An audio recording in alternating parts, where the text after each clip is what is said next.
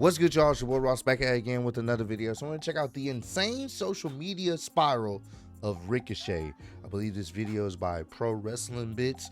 I've been noticing, and I've seen just a few instances after the Ricochet left WWE. He started interacting on Twitter with more individuals, and not in the most positive way. I didn't really see that too much when he was in WWE, but once he left, he started interacting with individuals on Twitter or on social media, and it wasn't in the best light. I can remember a situation where someone said, you know, they're a fan of Ricochet, and they'll probably most likely just catch the highlights because they don't really, for the most part, watch AEW like that as a whole. And Ricochet responded in a way where it was like, well, if you support me, why not watch the whole match? Why only watch the highlights? And it was just one of those things where it's like, well, they just don't watch AEW like that. So yeah, they may support you and they may check out your clips, you know, that they clip up on YouTube or on Twitter. But if they don't want to watch the whole show, but they're a fan of you just to see what you're doing, you know, that's just their choice. That's why they clip up highlights on YouTube and Twitter. So people who don't watch the show or don't want to watch the whole show can see some of their favorite wrestlers in clip form. So I've noticed he's had some type of back and forth with people on Twitter and social media in general, more than he was doing that in WWE. So we're going to check out, see what's going on. Because honestly, you know, it doesn't look good. Not saying that wrestlers can't respond, because there's sometimes people troll and say wild stuff on Twitter because they're behind the keyboard. So I get that. But I don't know. Some of the stuff that he's responding to, I don't think it really is that big of a deal, but I could be wrong. So we're going to check this out, see what's going on here, man. AEW, and if you got a problem with that, chances are you've probably heard about it from Ricochet himself. Pretty Ricky wasted no time answering mean tweets the second his WWE contract expired, and he hasn't let up. In fact, Samantha Irvin seems to have caught clapback COVID because she's in these streets too. For more on that, check out this prequel from last week. Ricochet is chasing down every negative comment he can find. And one of his latest tweets is so wild, you're gonna have to subscribe in Swahili to hear all about it. Big Trev is clearly frustrated with his WWE run and all the fans who are turning on him. As a result, he's meeting the trolls where they are. But is this the right career choice for the talented star in transition? Will the success or failure of Ricochet's AEW run lead to more petty tweets? And could joining a top stable be his saving grace? You subscribe in Swahili yet? Yay! Ricochet created buzz for himself internationally, where he built a fan base with his supreme athleticism. For sure. This gave way to innovative matches. Ricochet spent years paying his dues in PWG, Dragon Gate, and New Japan Pro Wrestling. In 2014, he appeared on the Lucha Underground as Prince Puma. Though the show faded after a hot start like Rampage, Ricochet showed well like as a main character. In fact, despite getting national TV exposure, this was only the beginning. Ricochet's 2016 match against Will Ospreay at the New Japan Super Juniors went viral. It was everything the IWC loved just as much as old school wrestlers hated it. It was like THC for tape traders, because them nerds got higher off that spot than Ricochet and Ospreay did. Both Ricochet and Will Ospreay have since become national stars in the wrestling business, and while this match wasn't the only reason, it was effectively their big break. In 2018, Ricochet arrived in WWE at the height of NXT's Black and Gold era. Pretty Ricky was set up with the NXT Stimulus package, one that led to main event runs for fellow indie darlings Sami Zayn, Kevin Owens, Finn Balor, Bayley, and Paige. Ricochet was set up for success immediately. His first match, a ladder match, which to this day is one of the greatest matches in NXT history. In a feud against Velveteen Dream, Ricochet stuck the landing of a somersault to the outside. That shit was kind of cold. I ain't gonna lie to you. That somersault out to the outside, and Velveteen Dream selling it. I mean, he didn't even have to sell it. That shit was just like a cool little, like, I'm him, bro. Don't get it twisted. I'm him. And this was just during a TV promo. And possibly his most memorable moment in NXT, and in hindsight, his whole WWE run, Ricochet took a super kick from Adam Cole in the middle of a moonsault, spectacular. Mans was ready for the main roster, and WWE didn't wait long to call him up. But the main roster is hit or miss. No matter who you are, who WWE thinks you are, who WWE wants you to be, or how well you do in NXT.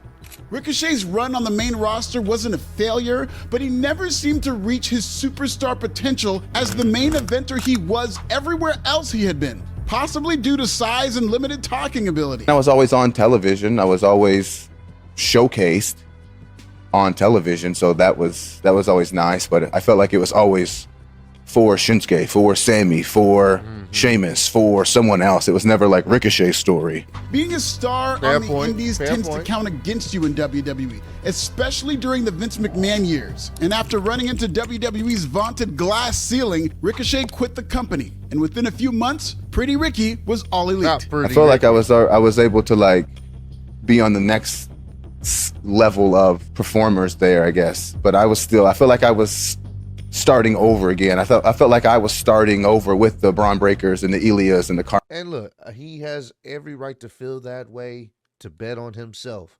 I don't have no problem with him doing that for himself, because at the end of the day, that's how you bet on yourself and progress your star power. If they don't see it, that's fine. You go somewhere else where you can show it. And then at some point down the line, once you obtain the star power that that you've been looking for within yourself, then you can start making demands. Then you can start upping the price. Then you can start saying, hey, if y'all want me back, these things got to happen. You can do that. So I'm all for Ricochet doing that. Betting on yourself, go ahead. It's just entertaining the trolls. When you weren't entertaining the trolls in one company, now you're free to. That's when the problem becomes, because now people can pick at that. Like, oh, he can't help himself.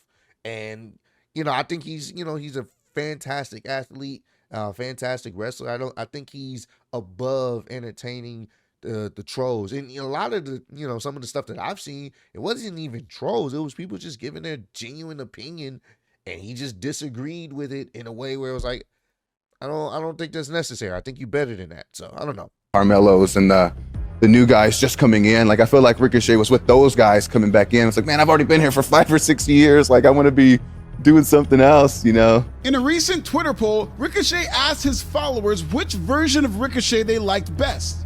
Ricochet in trunks, Ricochet in pants, Ricochet in long tights, or change it up. Long tights took it, but it's clear which version of Ricochet likes best, and that's Twitter Ricky. Ricochet bet on himself and bounced to All Elite Wrestling. Love that for him. The grass is greener in Jacksonville, but nobody's in charge.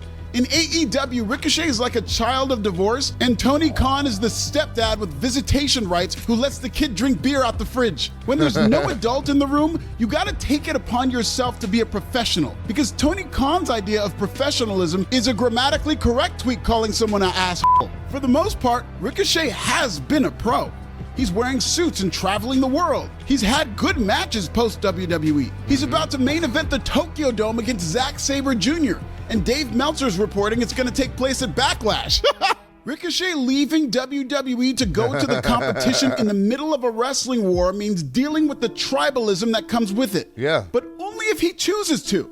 Lord knows I don't, because I just can't find the time. Plus, given the amount of tribal AEW Twitter trolls in these tweets, if I check my notifications, I'll bet the N-word is waiting for me. It's just sitting on a park bench with its legs crossed, checking its watch like, when's this N-word gonna get here? Yeah, bro. I don't engage in the WWE, AEW tribalism. I don't give two fucks. There are pages on Twitter that I have muted where they just do the most for AEW and WWE, where it gets like I mute or I don't even pay attention to, because a lot of it's engagement bait, a lot of it's rage bait. I don't give a fuck. Like what you like, don't like what you like. I don't have time for these basement dwelling fucking losers to sit up here to argue which wrestling show is better. And if you like one more than the other, then you're part of the problem. Like, I don't give a fuck, bro. Like what you like, don't like what you like.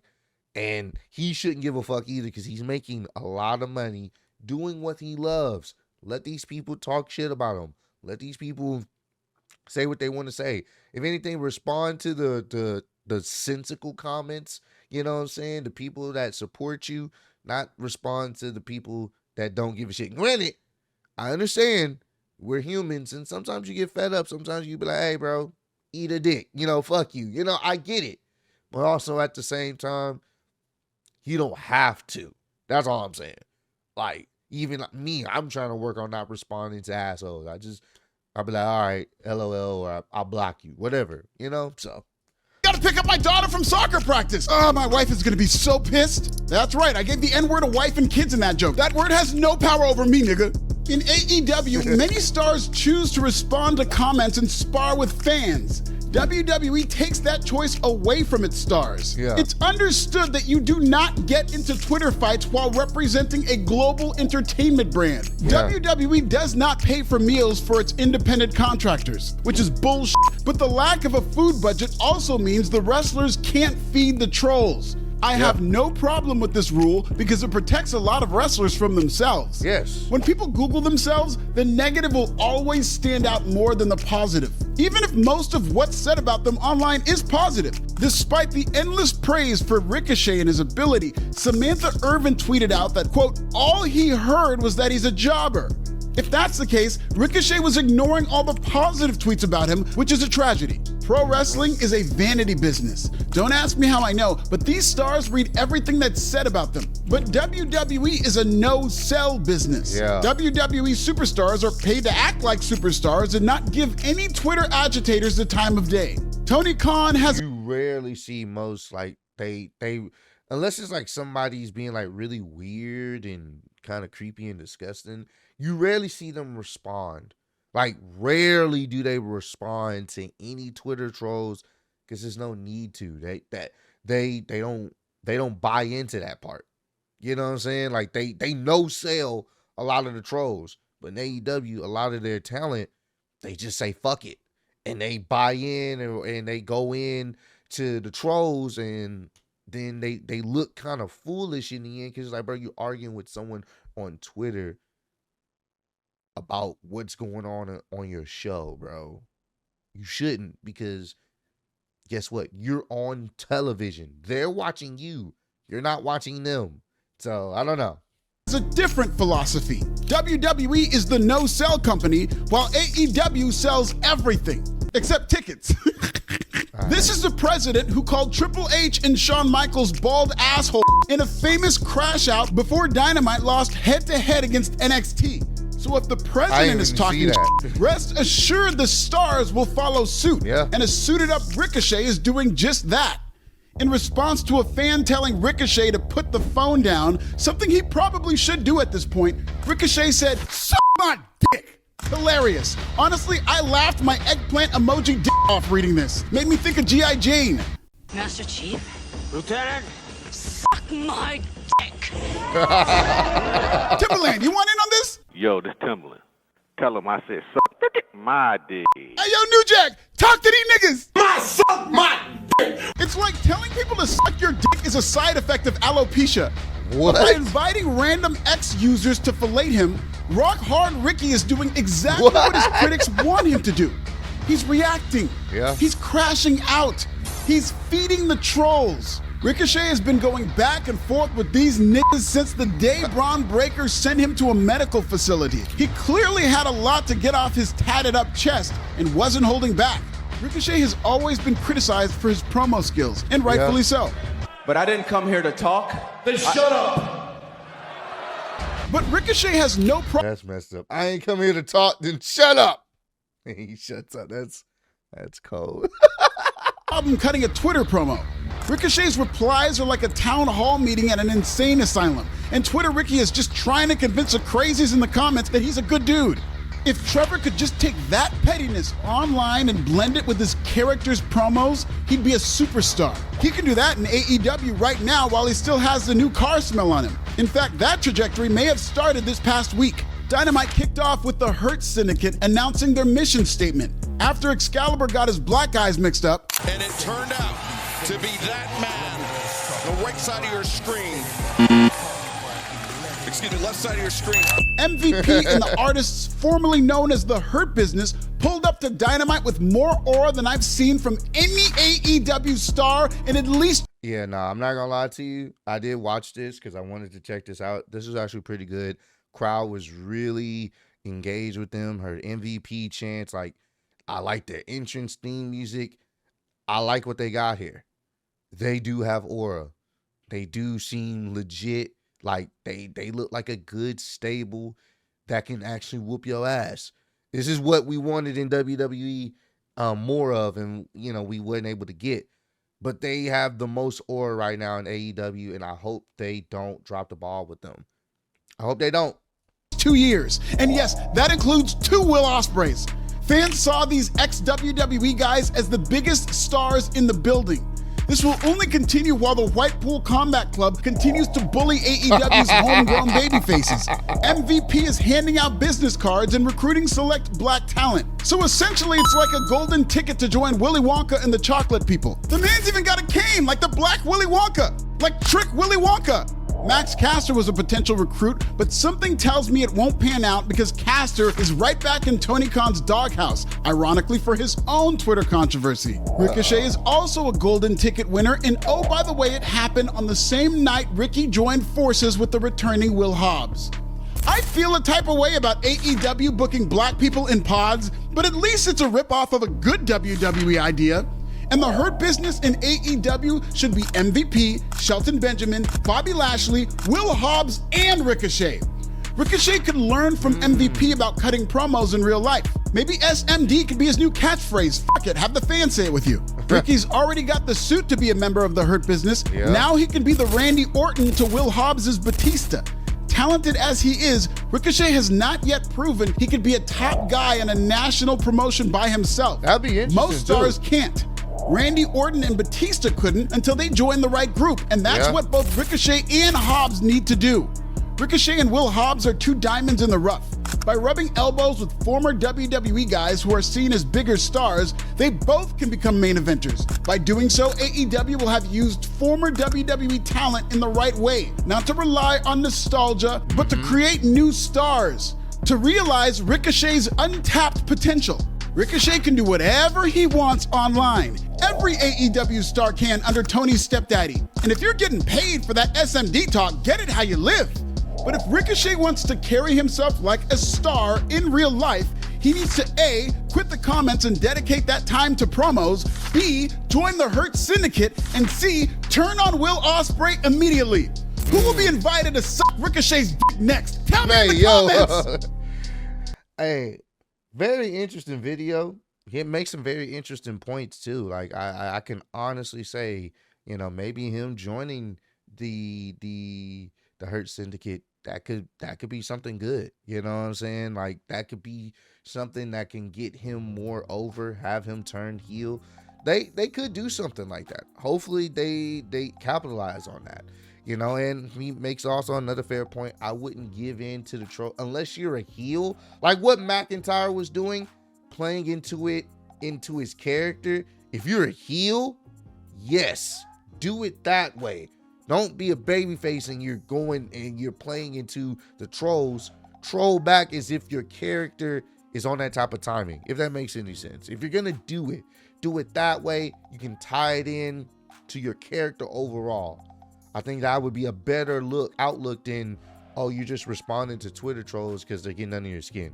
I think he's, way bigger and, bigger than, responding to stuff like that. But comment down below.